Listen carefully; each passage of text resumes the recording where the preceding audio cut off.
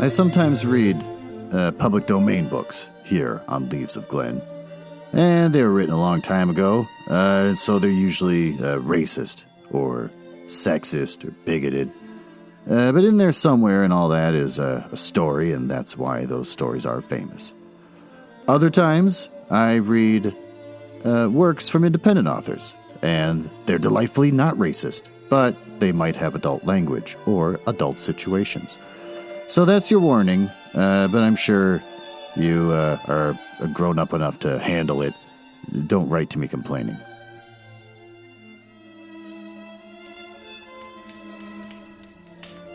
Oh, hello, and welcome to the Leaves of Glen podcast, mansion. It's a fun little bit where I pretend to live in a mansion and not just recording in my basement. This is where I read the hottest public domain books and short stories.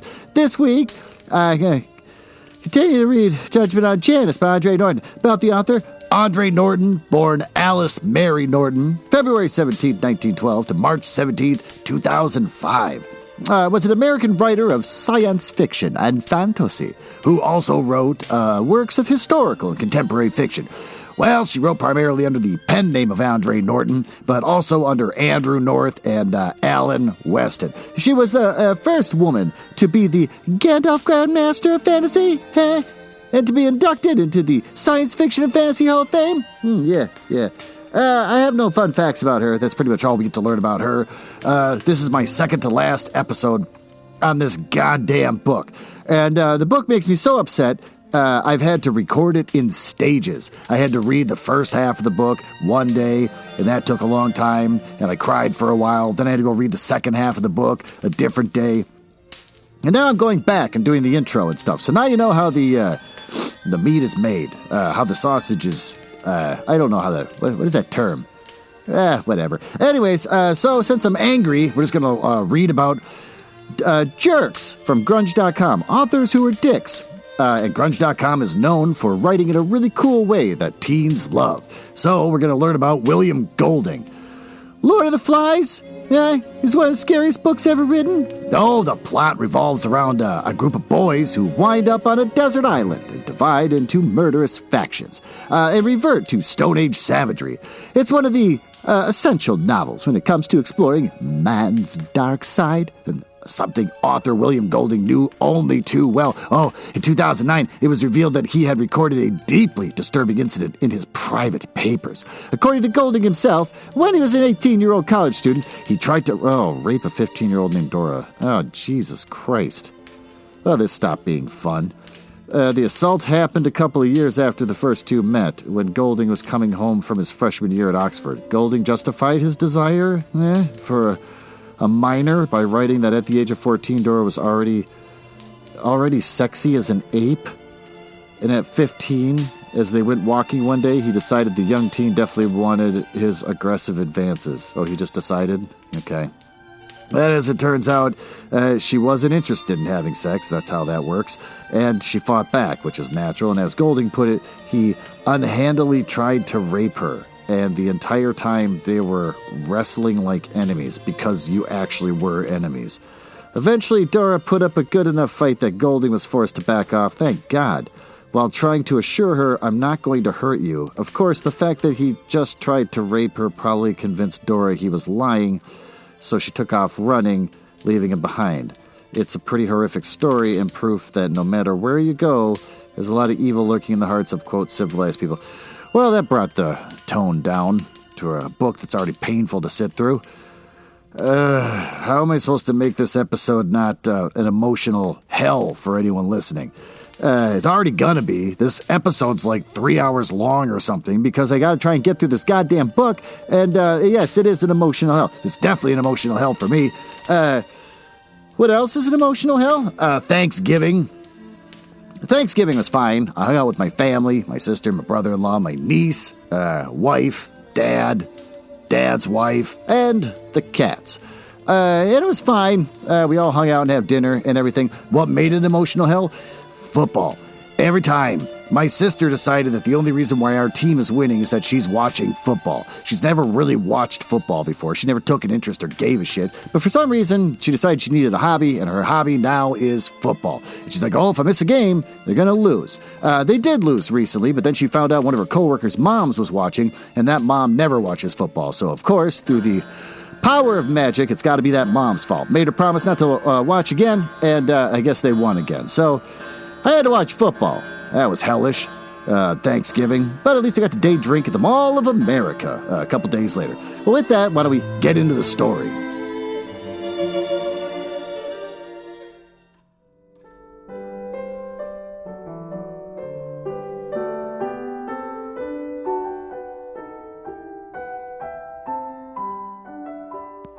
There you go. Why don't you just get yourself nice and settled here in a big leather comfy chair in the library. I forget my own bit. I think I'm supposed to be in the library. We're in the library, and I'm going to read to you this story.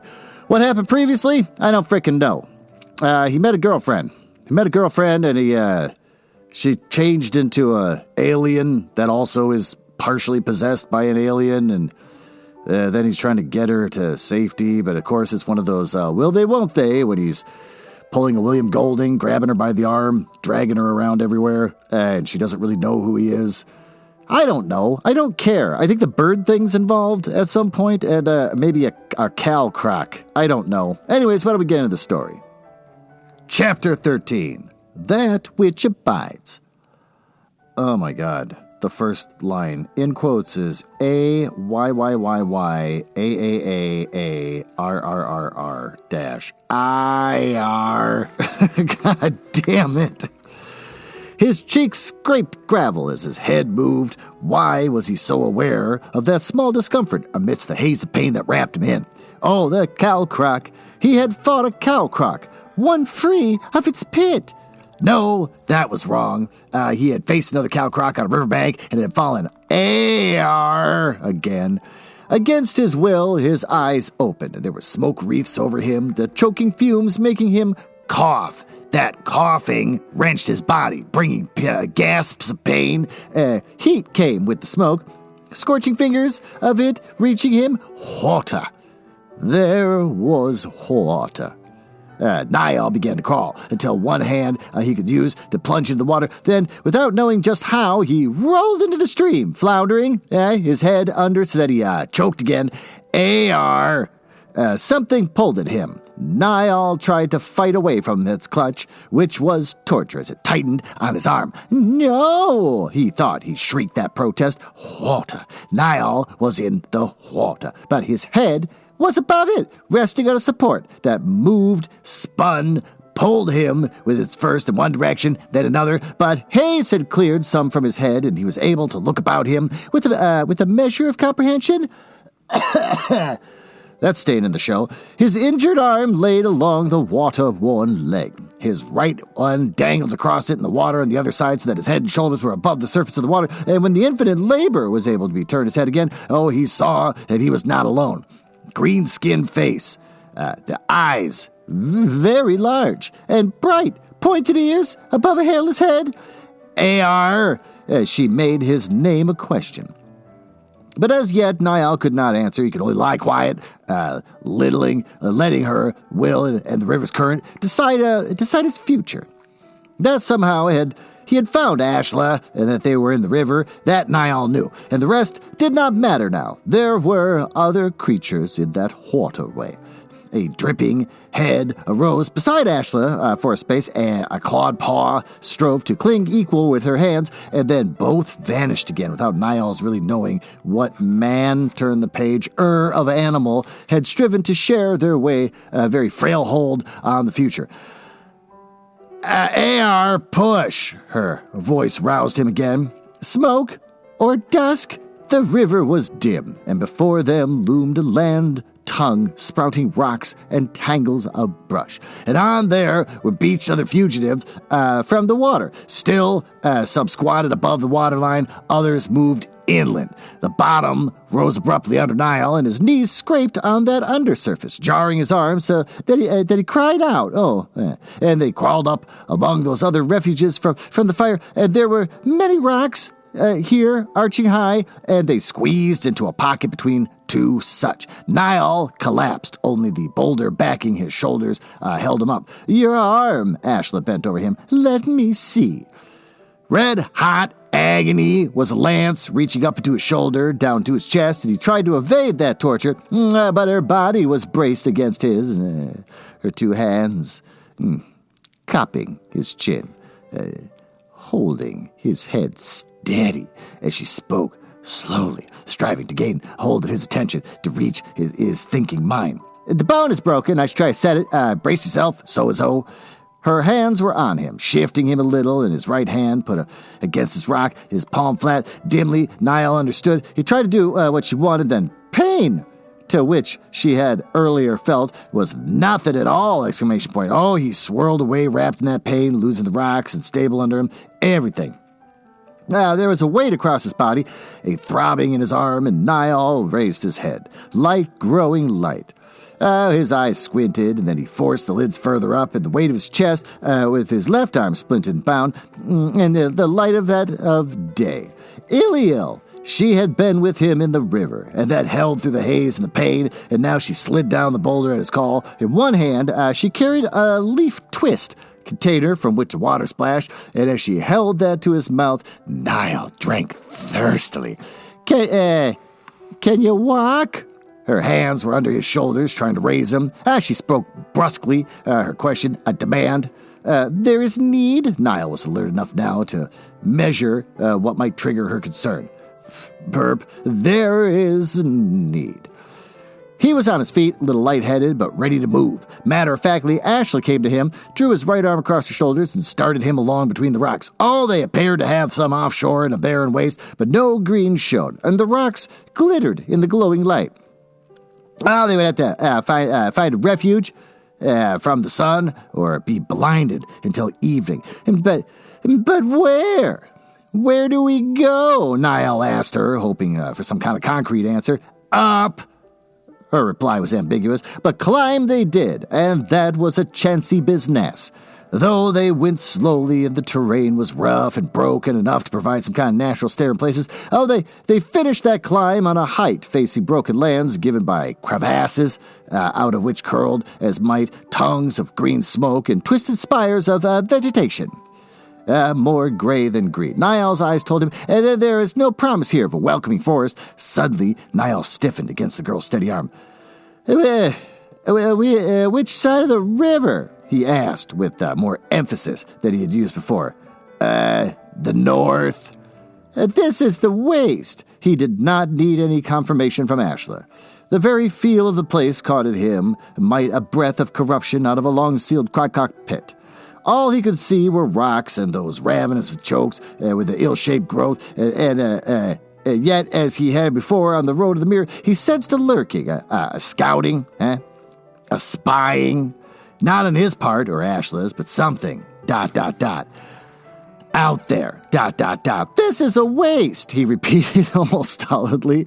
But the sun is rising, and we cannot return to the river, and twice the port flyer has cruised overhead. Well, there are strong arguments for ground to ground here, and yet there are still weak ones in the face of what Niall felt looked out over the barren country and remembered Horror's warning, that they had gone, undetected, unharmed, to the mirror, and returned, but now all through the latter part of that, that's right, they went to the mirror. I forgot about the mirror thing. So stupid. Niall had known, with a strange certainty, the safety lay only on the ancient road between the two walls. Walls that had been erected with a purpose of defense. Against what? And what road had been so very old, could menace it, had been walled to resist, still exist? Oh, there's no choice, Ashla continued, and Niall could feel a tremor in her arm about her shoulders. We need not go far.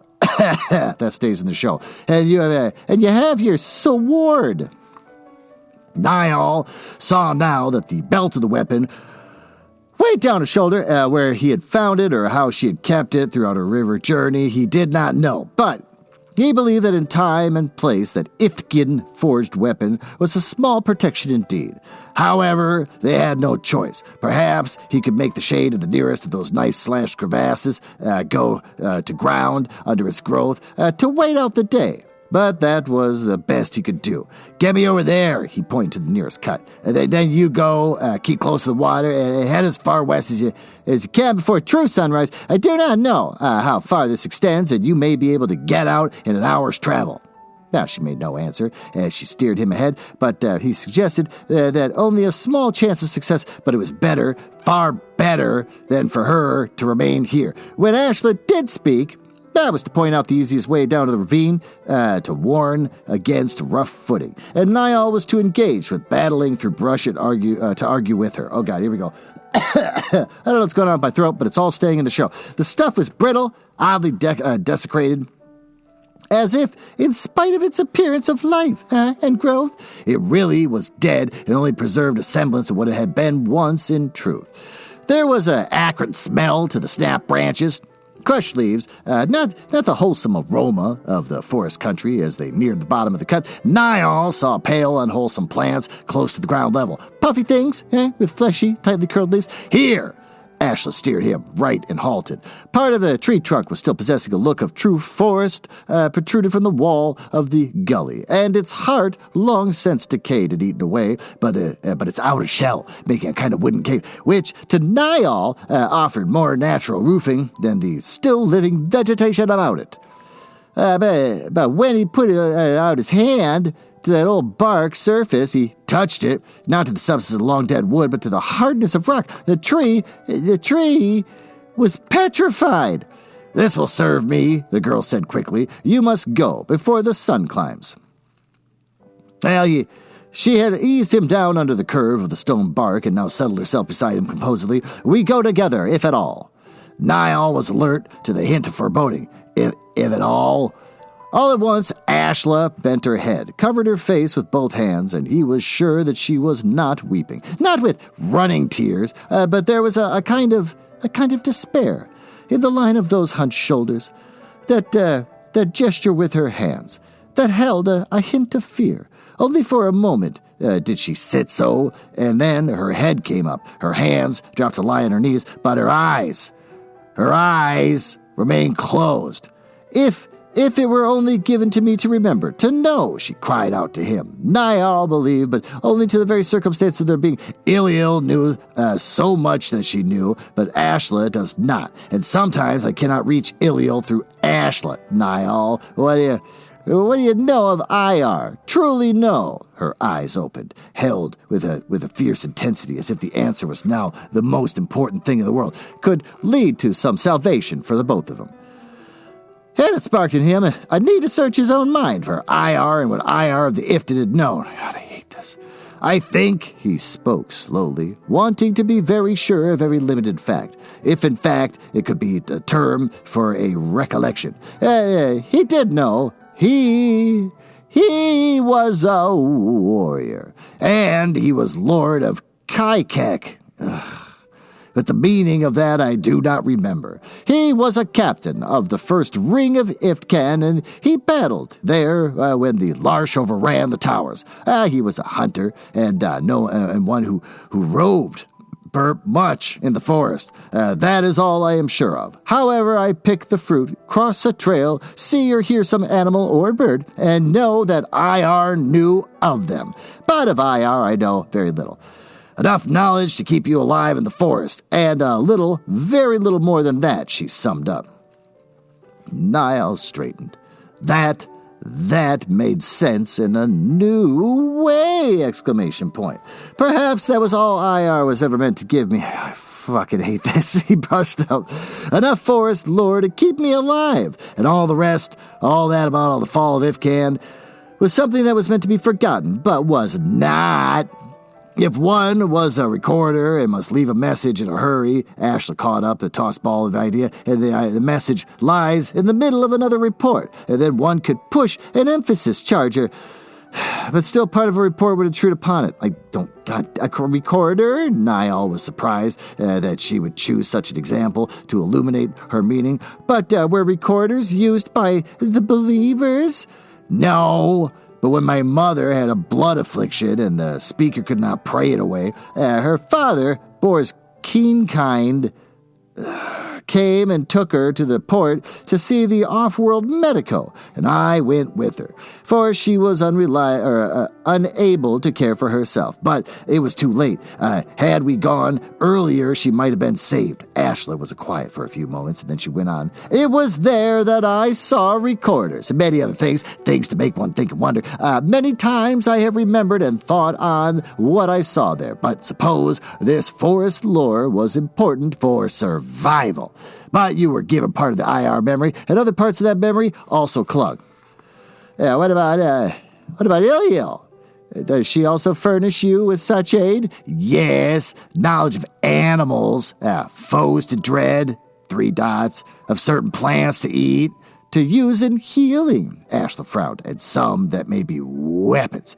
But Iliel was once a person of power, and she knew of the mirror, and she had a right to stand above it and evoke what lies within its waters. I think that she was in some manner a speaker of her people, one with weapons and tools, not to be seen or felt. And it is in this place that I sense it the most, because I want to hold those weapons. Against what? Niall demanded. Her frown grew. I do not know. Her hands went up to her head. It is locked in here. I know it is. And it is very important that I remember what Iliel knew. There is a danger here, worse danger than the flamer. Oh, the hounds, the Garth hunters. It has rested a long time, or slept, or waited with patience, ... And now, dropping her hands, she faced Niall with a drawing horror far back in her eyes, and then her voice sank to the faintest thread as she finished, warning. It would, feed. Well, Niall found himself listening, not just with his ears, but with all of him. As he, hunted, listened for the snuffling of a hound. And yet he knew that no animal, no man, threatened him. It was something older, far more powerful, far more complex than any life form that he had known before. Was it already out there, teasing them? Or had it not yet awakened, become aware of what it had long ago hungered for when it now is in reach? The White Forest, Iliel spoke now, and IRs turned the page. Fear flared at that name. This is the fringe of the White Forest. Oh, great a song. Ift in sword, ift in hand, ift in heart, ift in kind. Forged in dark, cooled by moon, born by warrior who will stand. When rising breaks and the tree tower falls. Ift in sword, ift in brand. I fucking hate this so much. God damn it. Trailed into silence from the rich swing of that chant that carried in its cadence the march of the feet, the clash of swords, the purr of tree drums. Ifton sword, she echoed, and with a swift movement drew the blade that he had found at Ifsiga, forged in the dark, cooled by the moon. If it were only so. That was part of IR memory, Niall told her. Do you know its meaning? A little, only a little. Yeah, it's a prophecy, a promise made to an Ifton hero in the Blue Leaf Day. And it was fulfilled, but that was in the blue leaf. And our leaf is gray and withered. She turned the blade over and over in her hands, studying it closely. This was a key at the guardway. We saw that, both of us. Perhaps it is more than a key. Perhaps it is the blade of Kaimon or Aiken to the blade. If so, it has the power in its own substance. Iliel, Iliel, let me know more. The last was a cry, was close to a sob. Oh, Niall took the sword from her. True, he had watched the green spark flare at the tip of the blade, and the symbol grew glow in reply to the keystone of the arch. But his hand could see no more than a finely made weapon. What did the Kaimon do? Was he the hero of the prophecy? Yes, it was long ago, dim memory. He dared the White Forest and won the peace of the Ifkin, so that those of the blood could tower the great trees. And that which nursed the White Forest was bound by the oath of forgetting and side-sitting. And then the blue leaf became the green, and still the oath held between Ifkin and that which abode apart. Oh, that which abode apart, all capital letters for each word. That's probably meaningful. But then the green leaf was at its falling, the Ifkin were fewer, the witch abode stirred. Oh, the oath was called aloud before Ifkan, so that the waste dared not advance, only the Larsh, who had not sworn an oath, because in the day of its uttering they could not mouth words, answered that which abode had come into its light, and that they were established as a nation, and grew the greater as the Ifkin grew less. When the gray leaf budded, once more that which abode stirred, and the towers of the Ifkan were shaken. The oath was spoken, and the burning light which could not pass. But the Larsh, who had not given the oath, became its hands, its weapons. And the Larsh were many, and Iftin so few, so very few. Oh, their hands were up before her, slightly cupped, fingers apart. Almost Niall could see her try to hold water that trickled away to be swallowed up by thirsty earth. And in him Ir responded with a vast surge of anger and despair. Then came an end to Ifkin, and the end of the Ifkin, and there was more oath binding. That which abode was free to do as it willed with its servants, the Larsh. I hate this that which abode. I don't care. I don't want to learn anything about him. But now we have to. It's just being thrown at us over and over again.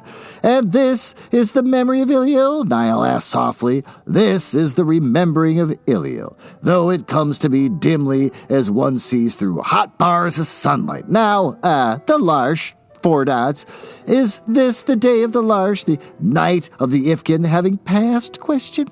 I think that perhaps the day of the Larsh has also passed away. There's no tale of them since the first off-world ship put down on Janus 100 planet years ago. The Larsh may be gone, but that which sent them was not. Old powers linger in this land. Her voice grew stronger, and this may not be the blade that was forged by Kaimon, carried by him to the great sword feasting of the White Forest. I hate all of this. I don't care about the great sword fisting or that which abode fisting or that which abode. But within me is the knowledge that it has its power, and she paused and nodded as if she had been reassured by some voice or thought. Niall could not share. Oh, that you have a part in that which is to come, a part of purpose. Now it is well into the day, and the day is that time in which that which abode. We must have rest. Give me the sword. Ir Niall. Really? Ir-Niall. They're just going to call him by the full name now. And do you sleep? For me, there is a stir, and perhaps I can remember more. Whereas I sleep, I may lose, and her certainty, which was such that could not be protested. Oh, and Niall settled himself on the ground, his disconnected story that she had held in her mind. Kaimon, a hero who had forced the oath upon the enemy, so that the trees of Ifken could harbor its people, and the ages that the oath held back a burning, pitiless white light, until the Ifken grew too few and too thin a bloodline, too burdened with ancient memory to maintain their fortress and their lives against the battering waves of the Larsh. New come from beast and the daring in their youthful ignorance, their fostered hate to destroy that which they could never build, stamp out that which they could not understand. Yes, Ir memory told him that she had the truth of that. 3 dots. Iliel Ashla, mirror watcher that she was. Is he just going to start referring to... This author's going to start referring to everyone as their dual names? I'm dying inside.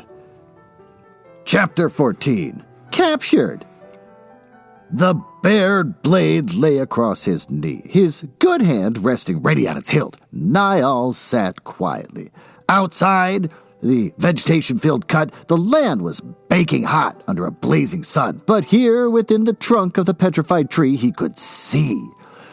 And always, there was hearing to depend on for a warning. Ashla slept now, curled on her side, droplets of sweat gathering on her forehead. For if the eye-blinding glare of the sunlight did not reach her, the heat it generated did. He had nothing to do but listen and stare out at the stretch of gully. Where the sun reached in splotches, the thick, fleshy growths opened and flattened out their leaves. Niall watched insects, small creeping things, blunder onto those leaves, stick fast, and slowly absorbed into the unwholesome surfaces. This was a place alien to man in its very nature. Not the country the forest had been closed to the settlers, feared and hated by them, staying in, but home to the Iftin, whatever. This was a land close to all life, save that which had been conquered, and or had bargained and accepted the enemy's terms. Oh, to Niall's eyes it was dead and dying, but that was not the truth. No, the life of the waste was merely frighteningly different. IR had given him hunter's ears, a forester's sixth sense, and now Niall was conscious of a stir, a kind of awareness. Then he caught a clicking, regular, faint first, then louder, then fainter again, as if something had passed along the upper rim of the gully, something that had no reason to slink or creep, something patrolling on sentry go. All right, patrolling on sentry go, whatever. Perhaps he was allowing his imagination to free rein, yet Niall's senses were as certain of that as if he actually watched a thing pass there. The fugitives were to be kept in the pocket until, question mark? That, quote, until, unquote, might mean many things. An attack in force, a break on their part, the coming of a higher authority. IR memory supplied Niall with no picture to match that clicking pace. Well, it was louder again, coming now from the other lip of the ravine. Either the sentry was making a circuit of the gully, or there were two of them. The wise thing might be to break cover while there was only one sentry or pair of sentries. This is so frickin' detailed and nobody cares. But neither of the fugitives dared try that. Oh, they'd be blinded by the sun, unable to either fight or run. The thing was planting down to skim just above the growth of the gully. Hurr! Niall, for an instant of time, held a very forlorn scrap of hope, and was so tickled into half betrayal. Oh, he tried thought contact with that flyer, and in return met a force so outside his comprehension that, burp, that was a loud one, is a monstrous blow, hurling him back against the curve of the tree trunk wall. Not a flying thing, he thought groggily, but an intelligence, an entity using a smaller and weaker thing to discover, him. No, Niall screamed that, but he could not tell. Perhaps he only resisted that invasion with his mind alone. But he was no longer in the tree. Oh, he was out in space, and he could have described in any words that he knew, confronting a being, or an intelligence, that had no form, only force and alien purpose. A being to which he and his kind were an enigma to the discarded because they had not fit the pattern the being created. And it was the very fact of that alienness that was Niall's shield of defense now, for he sensed that there was something in him that baffled the enemy. Oh, struck into the very heart of that overwhelming confidence. Kai kick, the old battle cry was on Niall's lips. Niall! Exclamation point. Oh, his head was against the petrified wood, and Ashla's hands rested on his shoulders. Her eyes held to his, as if by the power of that intent gaze alone, she had pulled him back from the place where he had faced the enemy. It stirs! It knows! And her features were set stern. For a long moment her gaze continued to hold, as if she thus searched into his mind, seeking some thought, some feeling that should not be within him. Then her head moved in a small nod. The old truth stands. That may kill, but it cannot break us, even when one is Niall IR instead of true IR. And he answered strangely, out of thought that was not yet clear, perhaps because Niall IR, not in spite of Niall. She caught his confused meaning. If so, that is well. Made to lose old knowledge, we should gain some measure of return. But now, that knows of us. Niall edged along the trunk's interior, but he did not know whether he could sight either of those sentries. That which clicked, or that which flew. Ashla lifted a hand in warning, pointing up. The winged scout or spy was still above, now, and it gave voice, not with a carrying hoot, or beak snapping of a quarren, but in a long, shuddering wail, more suitable for stormy skies and high seas than for the sunlight of open day. And across a piece of open sky, Niall saw it fly. Saw what? He was not sure. The light was too strong for his eyes, and that thing could almost be a drift of cloud. He only knew that it was a glittering white, and its form was hard to distinguish. Not a bird, I think, he qualified with his guess, his first guess. I read that weird. And it was a watcher and a seeker. Ashla brushed the back of her hand against her forehead, always only bits of what she could be known. In spite, it is not to be feared, only that it is an extension of that other, 4 dots, in an end quotation.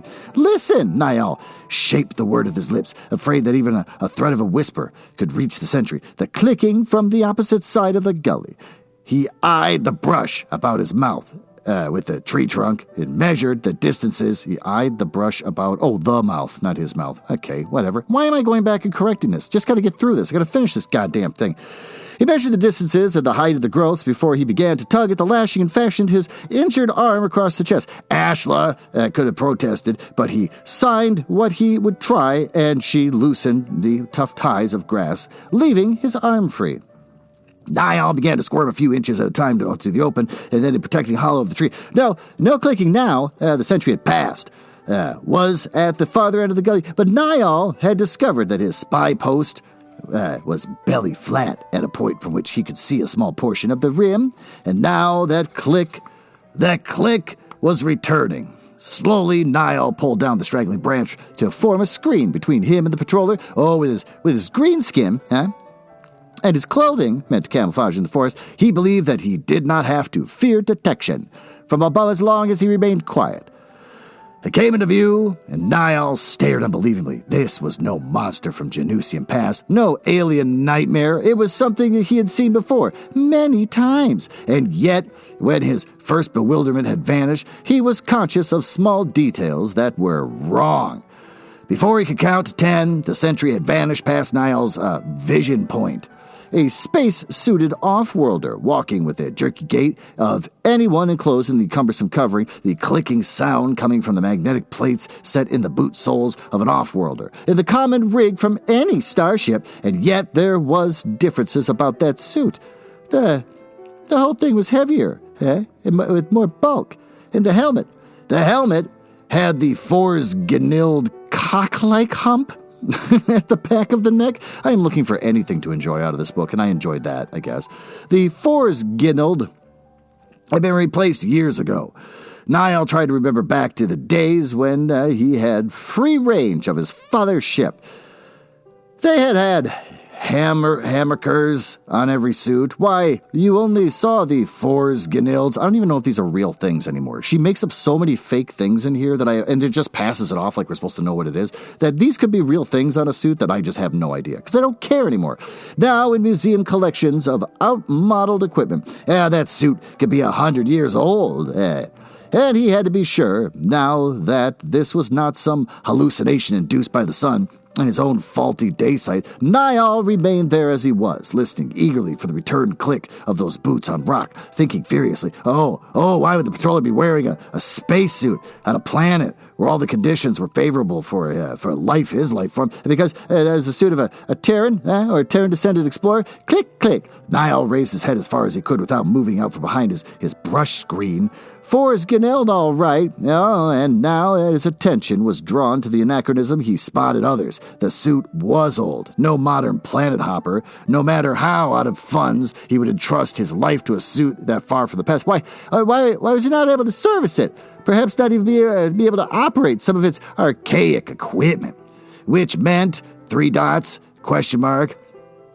Chilled inside in spite of the heat that reached him, Niall waited until those clicks grew fainter and then wriggled back to the tree trunk.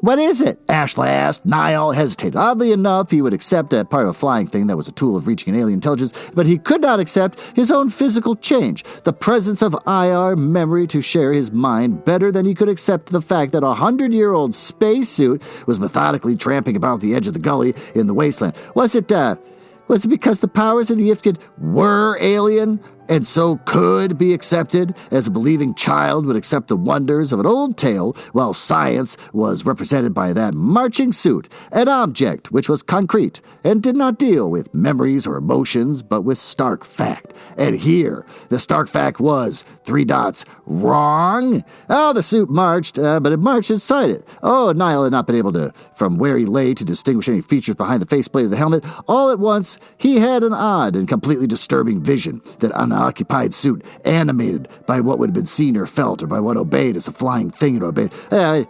What is it? Ashley crept to her side, and her hand on his good shoulder.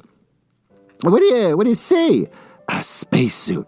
Marching, Niall supplied the truth. A spacesuit? Who? Niall shook his head. What? He corrected. It's an old suit. Very old. Old? They reported once that the hunting party from the port had been lost. Old. No hunter would wear a spacesuit. No crewman would ever have to wear one on Janus. This is an Earth planet. What? An Earth planet. This is an Earth planet. Entirely suitable for terrain-descended life forms. I do not understand. I do. In part, Niall told her. That which is here has another servant. Once off-world, but now his, or its. In 2 hours, the sun will be gone. Ashla looked out at the tree trunk, measuring the planet's shadows as they lay on the ground. And in the dusk, we will be the favored ones. That suit, we will be clumsy. But what wears it cannot move fast across broken ground. True. Niall had already made that deduction. But he knew, because he's smart, but he knew that something else. There was an arms belt about that stalking figure. If not a blaster, it wore tools that could be used as weapons, and he told her so. It's very old. Would the charges in the summer, the call cut, still be active? Now it's just gobbledygook. There's just this huge collection of bullshit words, and so now I have no idea what anyone's saying anymore. Again, Niall was surprised by the familiarity with off-world machines and tools. I was at the port for a double handful of days after my mother died. There's much to see, yeah? To keep one from thinking, she said, answering the unspoken question. There was no one there to say such learning was evil. Well, you always had this liking for worldly knowledge? No, after the port, yes. Just as I wanted to know more of the forest. Not to destroy, as was Garth Way, but to know it as free and tall and beautiful. Before I was ill, I had such longings, but that has nothing to do with the spacesuit or what it may do. I do not believe that we can outwait it here. What do we, I don't know, retire up to the master bedroom where I do the sex thing? That's not real. I can't even pretend that my wife is there to watch us like some kind of pervert because she's upstairs sleeping. Why don't we, go up there while I read to you the next, upcoming romance novels from Penguin Random House Books.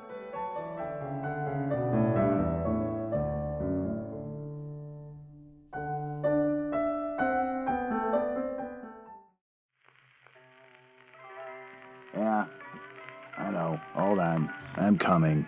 Yep. All right. This book is tapping the life out of me. I can't even get into my bits anymore. So what are you? Oh, you're dressed as a sexy witch. Don't care. Where's the book? There it is. You put it on the bed. Back in a Spell by Lana Harper. It's part of the Witches of Thistle Grove series. Its category is romance. Let's just get through this horse shit. About Back in a Spell, an awkward first date leads to a sparkling romance between one of the most powerful witches in town and a magical newbie in this rom-com by Lana Harper. Oh, it's a New York Times best-selling author of Payback's a Witch. That's clever. Even though she won't deny her love for pretty and pricey things, Nineveh Blackmore is almost painfully down-to-earth and sensible by Blackmore standards. But after a year of nursing a broken heart inflicted by the fiancé who all but ditched her at the altar, the powerful witch is sick of feeling low and is ready to try something drastically different. A dating app.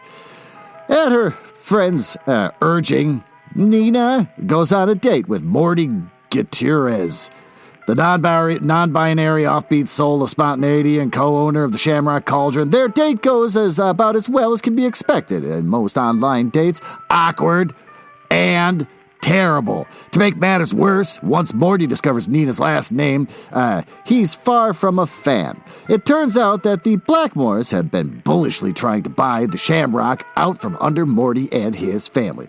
But when Morty begins developing magical powers, something that usually only happens to committed romantic partners once they officially join a founding family, at the same time that Nina's own magic surges beyond her control, Nina must manage Morty's rude awakening to a hidden magical world, uncover its cause, and face the intensity of their own burgeoning connection. But what happens when that connection is tied to Nina's power surge? A power she's finding nearly as addictive as Morty's presence in her life. That's back in a spell by Lana Harper, part of the Witches of Thistle Grove series. It's paperback for $17, coming out January 3rd at Amazon, Barnes & Noble, Books A Million, Bookshop.org, Hudson Booksellers, IndieBound, Powell's, Target, and Walmart. Well, I don't give a shit. You're dressed as a sexy witch. It's actually not a bad costume. There was a time when I might have found my phallus erect. But today, I am completely drained by this horrible story that I have to try and force my way through multiple recordings to get this damn thing done. I have no boner for you, sir or madam. I would rather go back and try to finish reading this damn chapter and a half.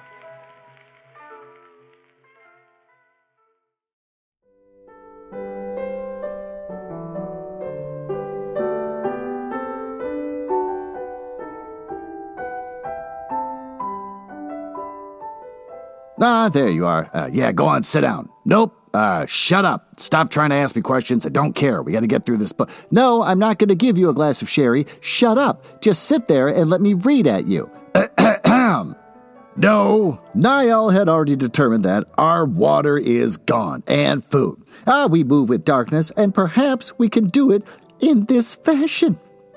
The gully is long and narrow, running roughly northeast by southwest, so I can remember it when we came in. Though I was not too clear-headed, he made a question that she closed her eyes as if to better visualize the territory. You are right, and the other end is very narrow, like a sword blade pointed so, she sketched with her fingers.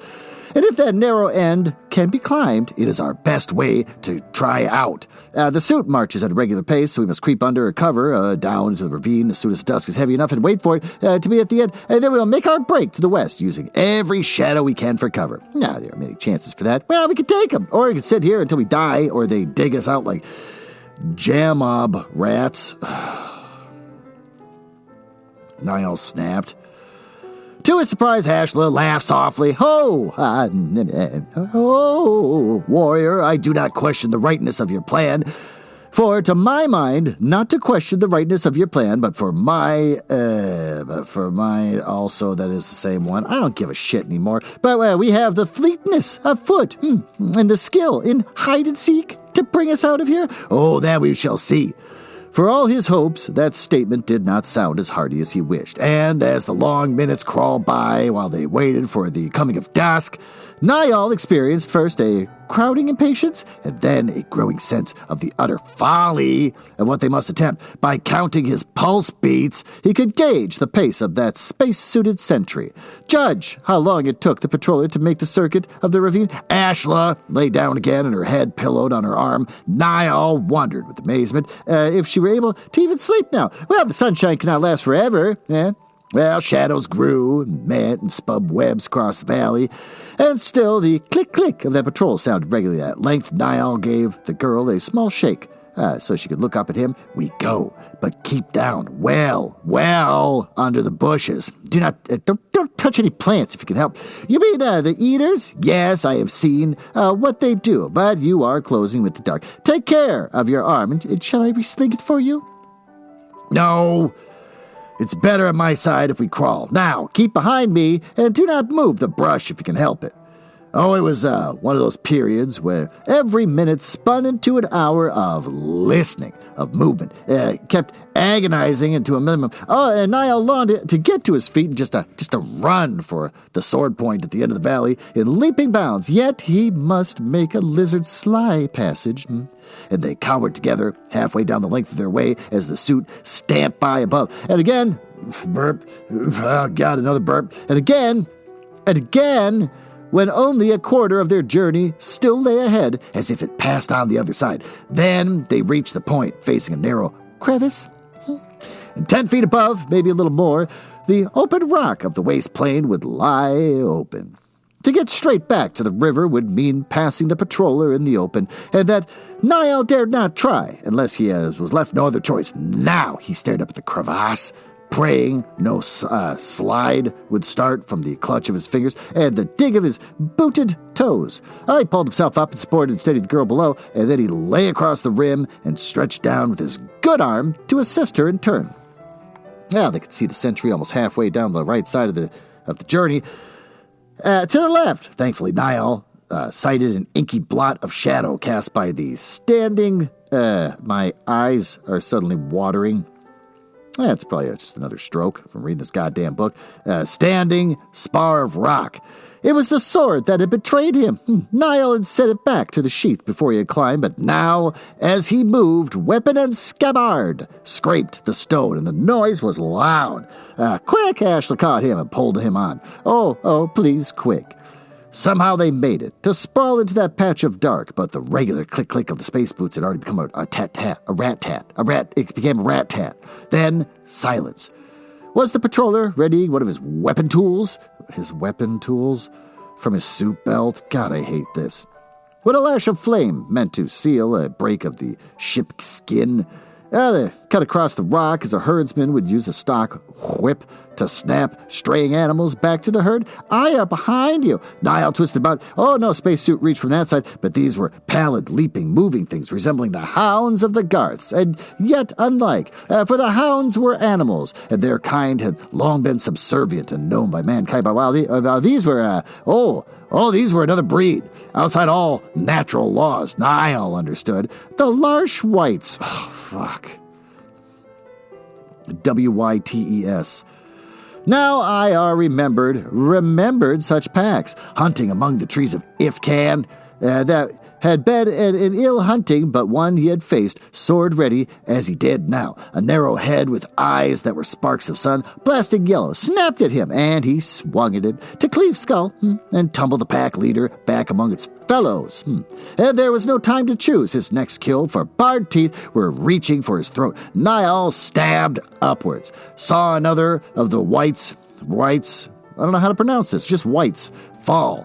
Behind me, he ordered Ashla. No, not so. I, too, hunt whites this night. And he heard her cry in return. Oh, he saw her use the long hunting knife to cover from the rush on the left.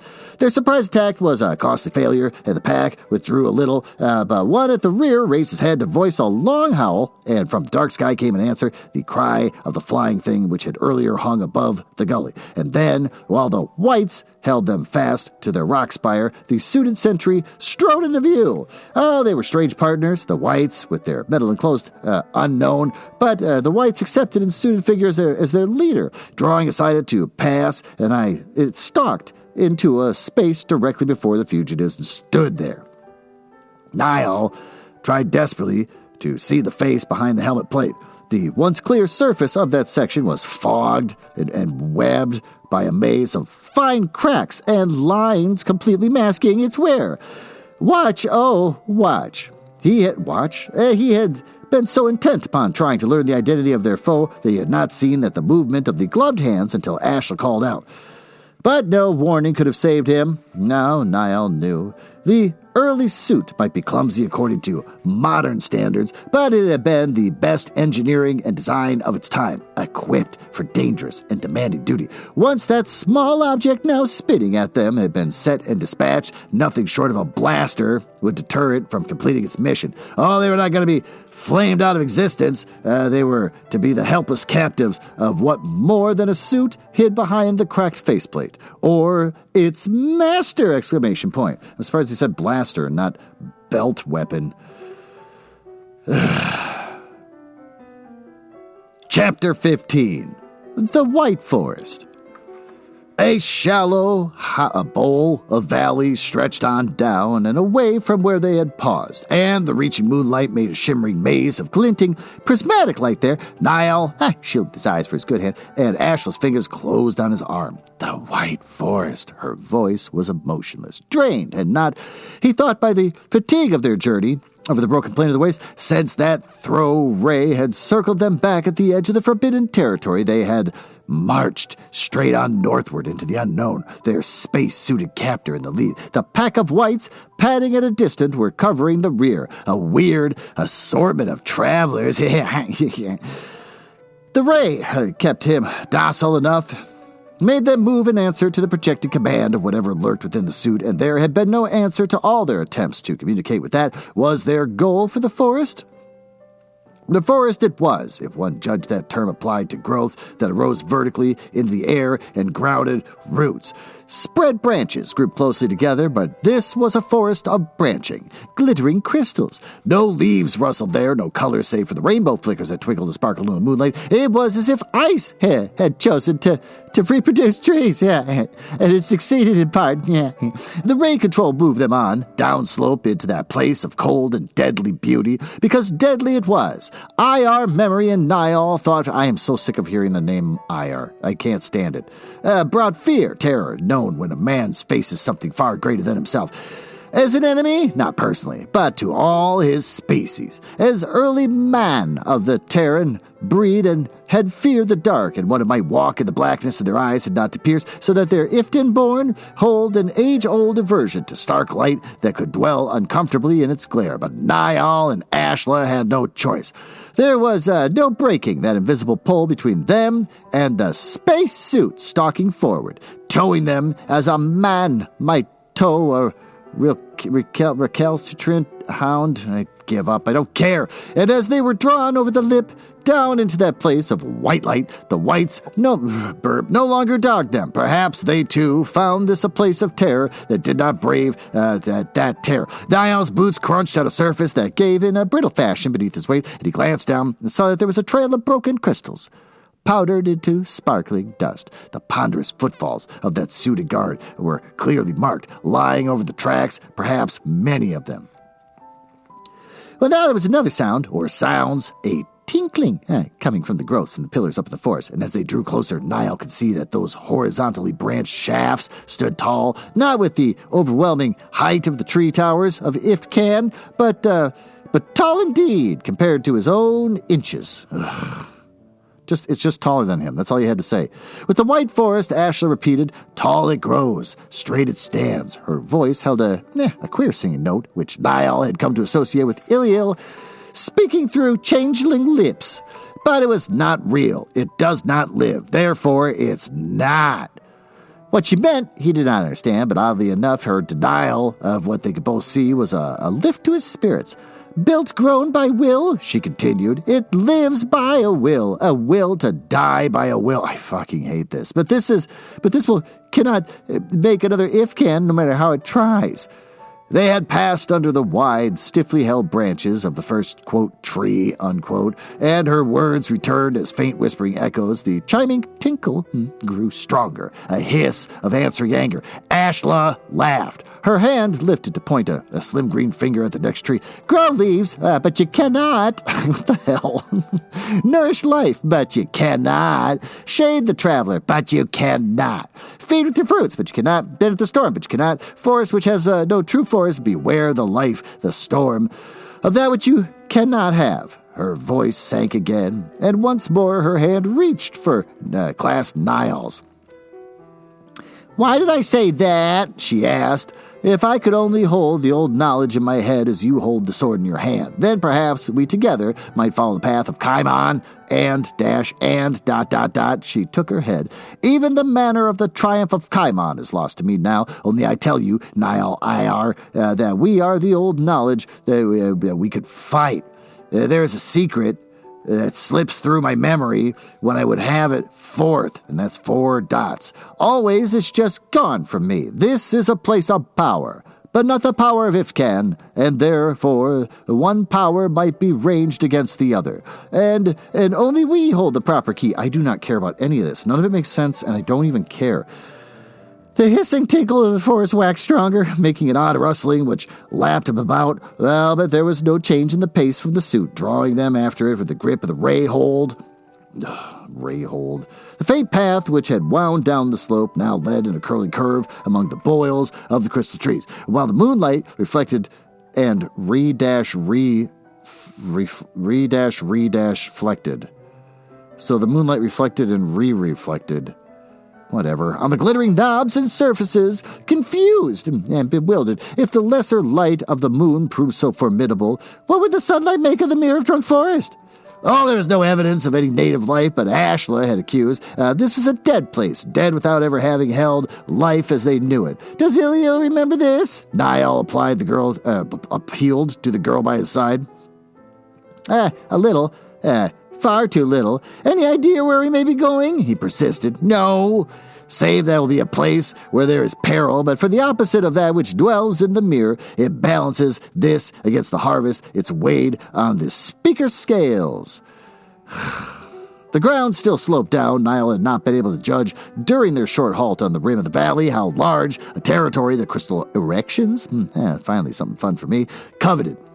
Perhaps whatever controlled by the space-suited sentry, the whites, the flying thing, lay at the very heart of this land. Niall's mouth was dry, and his ankle ached dully, as did his arm. And he knew that Ashla must be hungry, tired, and thirsty as he was. Food, water, and a chance to rest. They needed these badly, but might need them more before his journey came to an end. Above their heads, the crystal branches wove a crisscross at a net shuddering out the night sky, and they were capped over by an icy cover. Could they come mark a trail against a possible threat? Whatever. Niall was shocked out of that speculation by Ashla's fingers biting deep into his flesh with a convulsive grip. Startled, he looked around.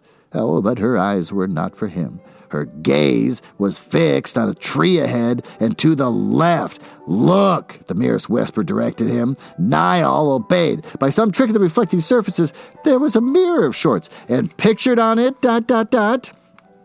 At first he thought the greenish figure was himself, or Ashla, but then he knew that at such an angle, their own reflections would be impossible. No, that was an ift, but a stranger. Who and where?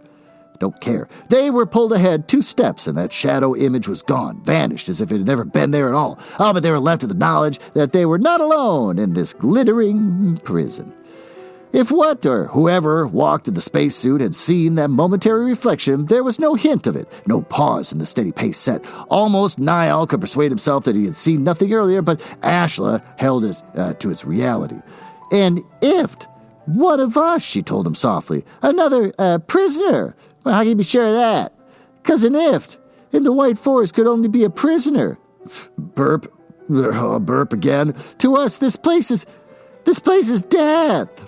Their captor crunched on, and the invisible tow cord with which he held both of them continued its unrelenting pull. The ground now leveled out. They must be at the foot of the valley wall, close to its heart, and whatever secret it did hold. Oh, here the crystal trees stood very tall, approaching the lower, quote, towers, unquote, of Ifkan size, and for much of their length, their trunks were unbroken by branches. Those bare limbs existed close to their own crown, forming the roof overhead, but leaving such space underneath. Abruptly, the prisoners were at the head of the stairway, much like the stairs that had led up to the mountain-cupped mirror, but which were reached downward into a second valley or crevice, bitten sharply into the earth, as if some giant warrior had struck with a sword blade to divide a furrow in the soft and yielding soil. Yet here, there's no soil. Oh, the ground itself was a glassy glaze. It struck back at their eyes with a punishing light. I don't give a fuck. Niall surveyed the stair with his foreboding, the acute angle of descent which would tax a strong man. He doubted if the two of them would even make it now, and for the first time since he had taken them captive, turned into march into the wilderness, the space-suited leader made a move other than just walking, and its metal-mittened hands rose to chest level, and it cast from it, with a lazy toss, a small disc. Ashla screamed, and Niall shouted, and they were whipped After that spinning disc, their feet skidding and slipping on the slick surface of the glassy verge, pulled out into the air above the crevasse with no hope of escape. But the swift plunge to ghastly oblivion did not follow as Niall expected, though their feet had left the surface of the ground and they lay extended forward on what could be swear as this air alone, and they were not falling, they were floating, as a man might in free fall of a spaceship, descending into the gulf. That is true, but not at the speed to crush them when they met the surface below. The walls rising about them were cream white, smooth save for that ribbon of stairway, and Niall spun his body around with memories now about how it had once been aboard a ship. However, when he tried to move closer to Ashla, or, quote, swim, unquote, toward the wall stairway, he was still under the inhibiting control. Ashla was quiet after her first scream of fear, but Niall could hear her breathing heavily. See that her eyes were wide open and her features setting in the mask of naked terror. Oh, she had no defense against the strangeness to this, no memory of free fall in space to sustain her. This dash is dash free dash fall dash as dash on dash a dash ship. Niall got out. Great, who cares? Oh, his outflung hand closed about her wrist so that their bodies drew together a little closer. This is controlled, perhaps, by the ray disk. Yeah, we get it. You've spent a page and a half explaining it. We don't need you to reinforce that for us. And it was just that they were going. But now, that muttered now, below them, all you could see was the murky billowing. It's been cut in half. Murky BIL-LOWING. So I'm an idiot, but also screw this book. Darker than the walls, as if some fire streamed or smoked there, and yet as no warmth in the air as the first streamers of that murk engulfed them. Niall felt no change in temperature. His initial nightmare faded, and they were not being wafted down to a furnace. The murk grew thicker. He kept his hold on Ashla. Close as they were, it was difficult to distinguish her features, but they were blind here as they would have been in broad sunlight, as if for a different reason. Oh, how long have they fallen? Niall had tried to keep counting the steps of the stair, but he knew that he had missed out long since, and that they still continued to float down. Then, breaking through the fog, came more formations of crystal. Unlike the trees of the upper forest, these appeared in clusters of roughly geometric shapes, and they could be towers, ramparts, the bulk of a alien building, while through them ran small pulsing lines of light to no pattern Niall could perceive, save that they were formed veins in the surfaces, as the veins carrying the blood to serve its own body. There was a bright flash of light at their feet while they were still above the surface of the ground, and whatever sustained them vanished in that wink. And they fell into a rush, landing in that angle between the two now towering crystalline walls. Niall sat up, and pulling Ashland with him, the tinkling bell, which had become part of the world since they had entered the White Forest, was silenced. Now they had ceased to note it consciously while they heard it, but the quiet that followed was so complete, it awed them both. What is this place? Ashley held tight to Niall, but did not try to move. Iliel does not know. He appealed for some scrap of memory to aid them now. She shook her head. Iliel sleeps, or is gone. There was a desolation of loneliness in her answer. Niall strove to make his own contact. There was no touching any point of IR memory. They were totally on their own, intruders, prisoners, in an alien place. But the fact that it was no reason to sit and wait trouble, ! One would choose a battlefield. And he had the idea that when the ray control had hit ground, it had broken. That they're not free of its bounds. Come! He pulled her to her feet. His left arm in splints was still fastened to his side, and he had to do before they set up. He would leave it so. At least he could use it right in the sword that he had sheathed after their capture by the ray that had left them by the space-suited enemy. What defense that blade could be against an intelligence responsible for their present plight, Niall did not know. But the hilt felt good in his hand, with his palm closed about it.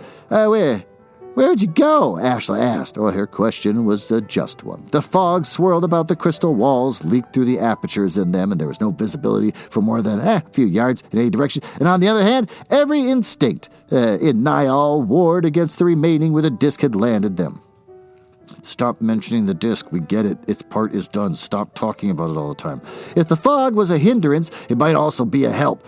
Oh, giving him cover. They said as much. Which way, then? Ash did not protest, but turned and stood, studying the hardly visible landscape. As we fell, that stairway was, over there, Niall pointed. Perhaps we can reach its foot.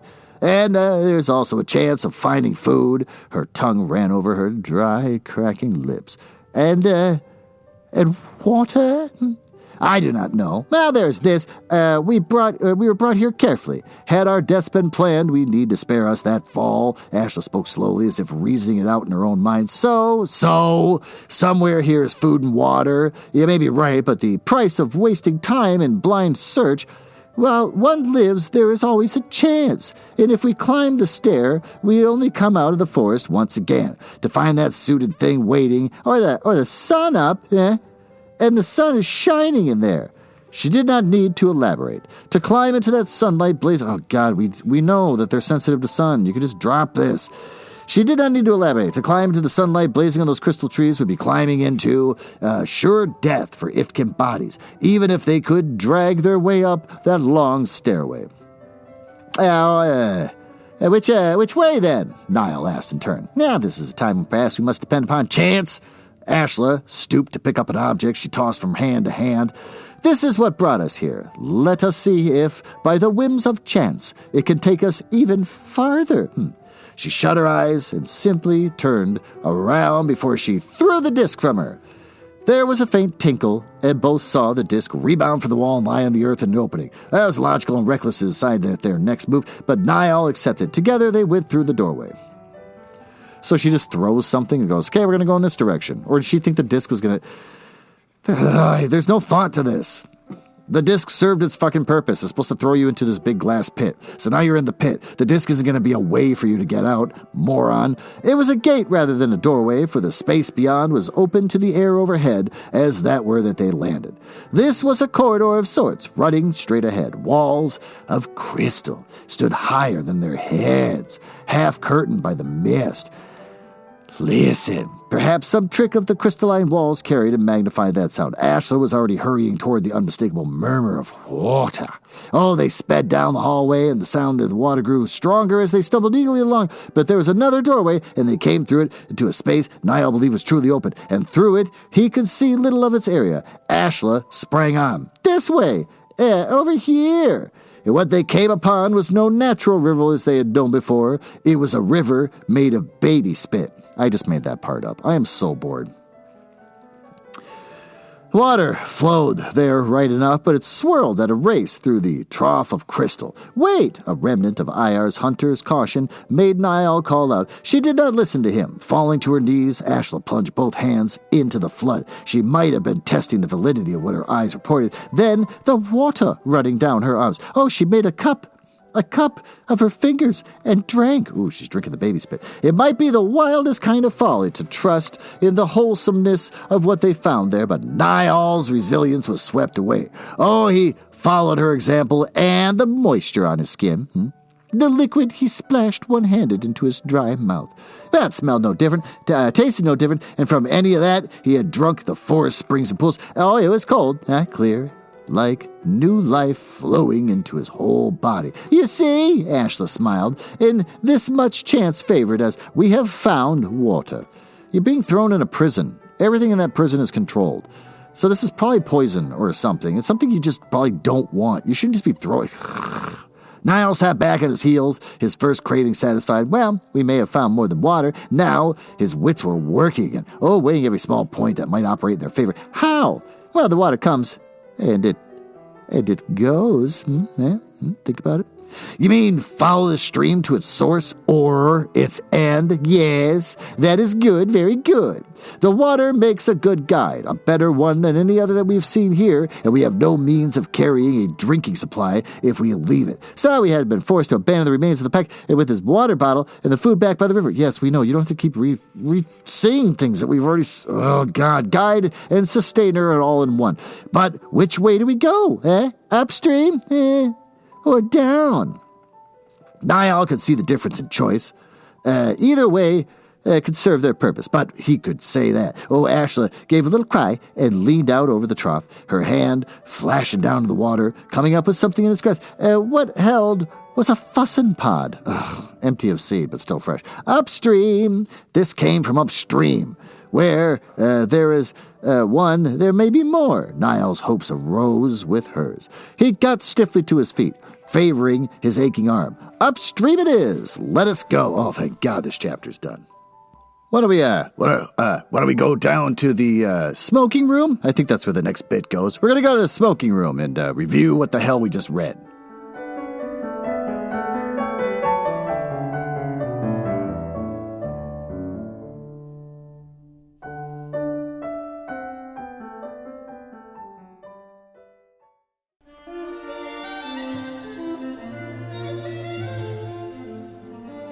There you are. Come on, hurry up, sit down. What do we learn in this chapter? I don't know. I'm not going to review it. Who cares? I barely pay attention as I'm reading this thing. The only time I ever snap out of it and pay attention to what the hell's going on is when a new stupid name comes up. Especially when Niall also became Niall IR, so we had to keep referring to as Niall IR over and over again. I don't care. I hate... What's good? Nothing. There's not a goddamn thing good. I want to say, they finally got some action. They're being held captive. Great. So now something's finally happening. There's some kind of action or something to get you to wake up and not just like zone out in some hypnotic trance because of all the stupid, ridiculous names that make you just lose focus. So they get captured. But then the author is so goddamn anal that they're being dragged by some invisible beam, and then it's like this thing in an old suit. Who gives a shit? Winds up taking some kind of disc, and then the invisible beam is tied to the disc, and he throws the disc, and they go flying through the air into some sort of glass pit. Great, whatever. Okay, so if you're gonna throw them into some kind of glass pit where they're gonna just die, fine. I get it. Now we got to escape the glass pit. Fine, there's something going on. But no, this author is so anal that it turns out, no, you can easily escape. Look, there's a river down here. Well, then why throw them in the glass pit to begin with if they're just going to escape and come back? They're going to follow the river and come back. You've given them a water source and presumably food. Great. Why? Why even write that scene? So why? God, I hate this book. So what's good? I thought there was going to be action, but actually what sucks is that there's no real action. There's hardly any conflict. I guess the only conflict is that his ankle's sore most of the time. Jesus, what did we learn? Don't let assholes write books. I'm never going to read anything like this again. Usually I just open a book and start reading and record it. Oh, isn't it fun? We're going to read this book together. I have no idea what's going on. You have no idea what's going on. And I would just got to both go on this journey together. Isn't that fun? Well, the problem is I wind up reading books from pedophiles. And then the other one is I wind up reading books from boring idiots. So I'm on a bad roll. I have never said this in my entire life. I'm looking forward to reading Winnie the Pooh, which is the next book I'm going to read. I'm actually looking forward to reading Winnie the Pooh, a book that even as a kid I didn't give a shit about because it was written at a time when they wrote things in a really boring way for children. Winnie the Pooh, when I was a kid and I was like reading some of it, I'm like, oh, this is boring as hell. Oh, they found a snail. That's a conflict. They found a snail. Oh, I wonder what Pooh's going to do about that. Oh, I hope he doesn't get hungry and want honey. It's just even as a kid, I'm like, this is horseshit. And then I go watch Robotech, where giant robots transform into airplanes and fight each other. And then as I go, oh, I guess I'll go back to Winnie the Pooh. No, fuck that. I'm watching Robotech.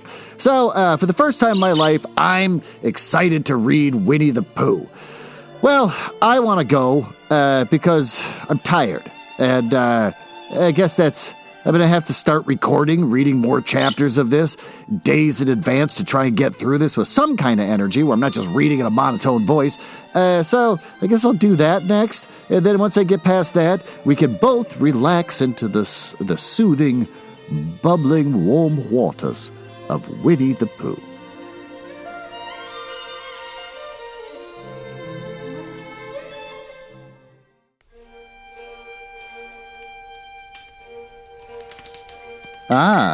Well, it appears you found me in the part of the podcast I hate the most, where I tell you all about the places on the internet where you can find me. You can tell I hate this because of the sound effects making it sound like a stormy night in the drawing room of the damned. Now, there's that.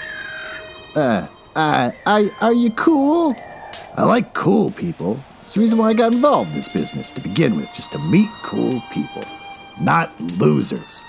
So if you're cool, feel free to go over to my website, nuzzlehouse.com. You can see a backlog of everything I've ever read, including stuff like Gestating the Curious Mind with my lady friend, and also a little side project I'm going to be doing with my daughter. Oh, I'm on Instagram, but no one uses that anymore because they all use TikTok. Am I ever going to get on TikTok? No. But if you want to look at my dead Instagram, it's at HouseNuzzle. I also have Twitter, which I use the most, which is also conveniently at HouseNuzzle. And since I think you might be cool, you can always just email me directly. glenn.nuzzles@gmail.com. But don't email if you're a nerdlinger or a dork. Now, back to business. Can't believe I drank all of them already. There's got to be one left.